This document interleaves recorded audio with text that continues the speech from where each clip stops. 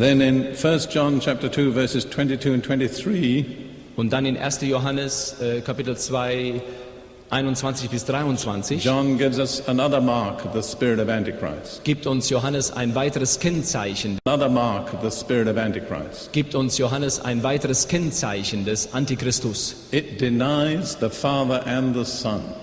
Er leugnet den Vater und den Sohn. It does not deny the existence of God, Er leugnet nicht die Existenz Gottes, but it denies the relationship of the Father and the Son within the Godhead. aber er leugnet das Verhältnis zwischen Vater und Sohn innerhalb der Gottheit. And Islam has that mark very distinctly. Und in sehr bedeutsamer Weise hat der Islam dieses Kennzeichen. They talk about Allah, God, Sie sprechen von Allah, Gott, but no Muslim will ever acknowledge that Jesus is the Son of God. aber kein Muslim wird jemals bekennen, dass Jesus der Sohn Gottes ist. And in the Quran it's stated, God does not need a son. Und im Koran steht deutlich, Gott braucht keinen Sohn.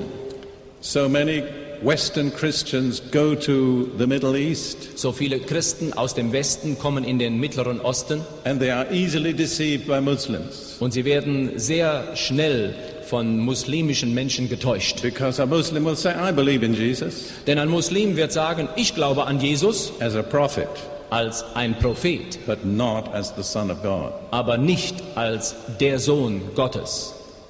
Then another mark of the spirit of Antichrist is in 1 John 4, 1 and 2. Dann ist ein weiteres Kennzeichen des Antichristus in 1. Johannes Kapitel 4, Verse 1 und 2 zu finden. It denies that Jesus has come in the flesh, Er leugnet, dass Jesus im Fleisch gekommen ist. that the Messiah came as a man of flesh and blood. Der Messias ist als ein Mensch, Fleisch und Blut gekommen. That the spirit of Antichrist will not acknowledge. Und der Geist des Antichristus wird das nicht bekennen.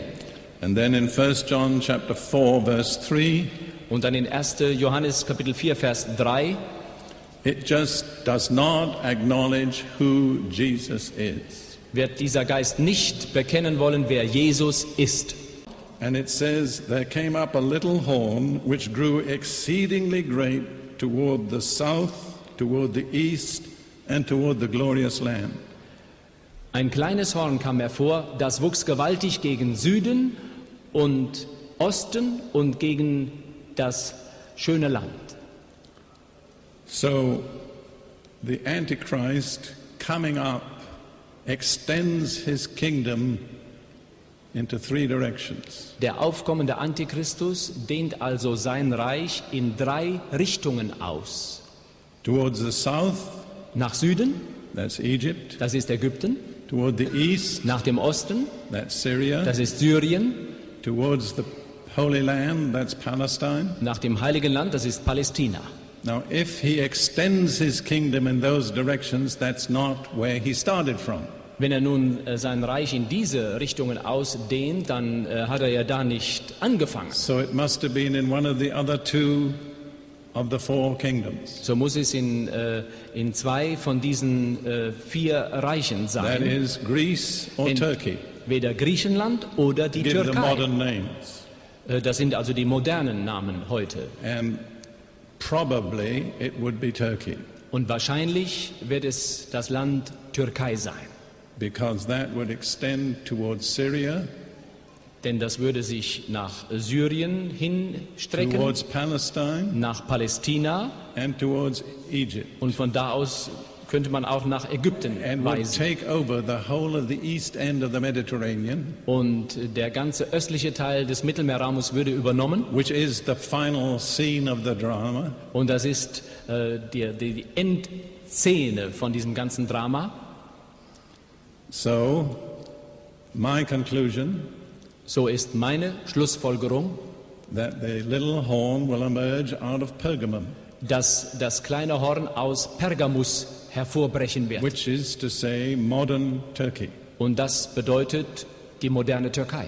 And there is a city there called Bergama, which is the name of Pergamum just changed slightly. Und es gibt heute dort eine Stadt mit Namens Bergama und das ist der veränderte Name von Pergamus.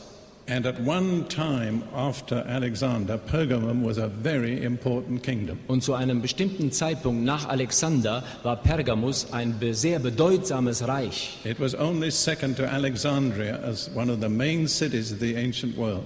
Es kam gleich nach der Stadt Alexandrien und war einer der Hauptpunkte in der antiken Welt. It had a tremendous library, Dort befand sich eine riesige Bücherei, more than one theater, mehr als ein Theater and almost all the other things that a major city of the ancient world would have. und alle anderen Dinge, die eine antike Großstadt der damaligen Zeit And it besitzen was würde. the center of the worship of Zeus, the Und- chief of the ancient gods. Sie war die Stadt, das Anbetungszentrum von Zeus, And there diesem was a alten Gott. famous temple there with a famous altar to Zeus. Und da war ein berühmter Tempel dort mit einem sehr berühmten Zeus-Altar. How many of you know where that altar is now? Wie viele von euch wissen, wo heute dieser Altar sich befindet? All right, it's in Berlin, Nun, in Berlin, because archaeologists took it apart and transported it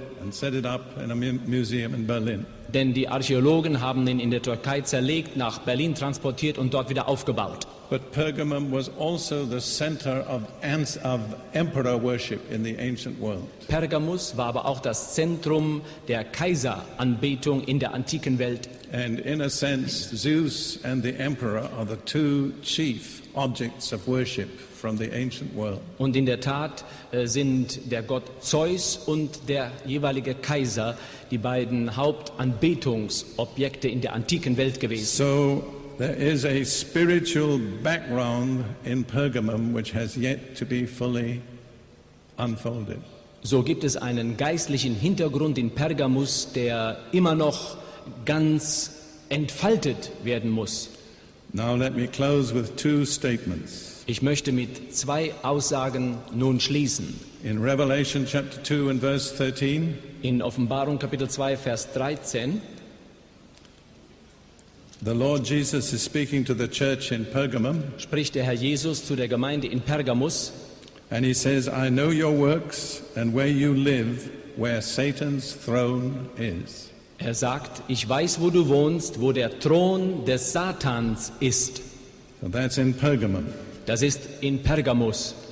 And in Revelation 13 and verse 2, Und in Offenbarung Kapitel 13, Vers 2, speaking about the Antichrist, und hier ist die Rede von dem Antichristus, it says, the dragon, Satan, gave him his power, his throne, and great authority.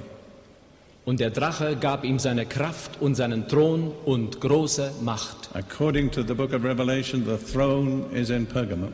Gemäß dem Buch der Offenbarung befindet sich der Thron in Pergamus. Now, I leave it to you to consider how far that agrees with the clear statements of the Bible.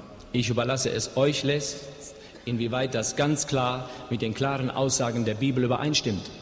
But what is important for all of us is this: Was aber für uns alle so wichtig ist, ist Folgendes. to recognize the spirit of Antichrist at work, Um den Geist des Antichristus, der schon am Wirken ist, zu erkennen, to understand what its objectives are, um zu erkennen, welches seine Zielsetzungen sind, which are to remove Jesus nämlich um Jesus zu beseitigen and to replace him with another, und ihn mit einem anderen zu ersetzen and to know how we should conduct ourselves in the middle of this war. und wir dann wissen sollten, wie wir uns in der Mitte eines solchen Krieges verhalten sollen.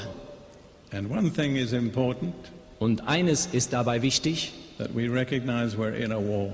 dass wir erkennen, dass wir uns in einem Kriegszustand We're not befinden. living in peaceful times. Wir leben nicht in friedlichen Zeiten, We're living in times of tremendous pressure, sondern wir leben in Zeiten von einem ungeheuren Druck, tremendous danger, ungeheuren Gefahren, when tremendously powerful forces would totally swallow up the church. wo ungeheuer mächtige Kräfte die ganze Gemeinde Jesu verschlingen wollen. And their main weapon is deception. Und ihre Hauptwaffe ist Irreführung.